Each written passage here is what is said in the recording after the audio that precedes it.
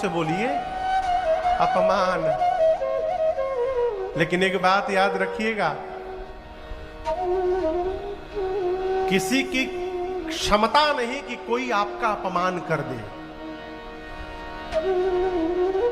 इस धरती पर किसी की औकात नहीं जो मेरा अपमान कर दे। क्या बोल रहे हैं महाराज? अपमान तो होता है, लेकिन कोई दूसरा हमारा अपमान नहीं करता है। जहां जहां जब आप सम्मान की भूख लेकर के जाइएगा, आपको वहां से अपमानित होकर लौटना पड़ेगा।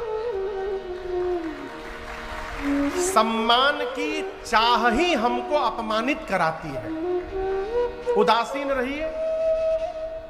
हम कथा में जाएंगे तो एगो अलगा सोफा हमरे खातिर रही, उस सोफा पर हम ही खाली बैठे। सोफा छोड़िए, जब भूइयों बैठे के नहीं मिलत। अब आप कहेंगे कि हाँ, हमारा अपमान हो गया। कहाँ अपमान हो गया? किसने कहा था आपको सोफा मिलेगा? किसने कहा था? किसी ने नहीं। आपने सपना देखा था, इसलिए आपने स्वयं का अपमान किया है और किसी ने नहीं किया।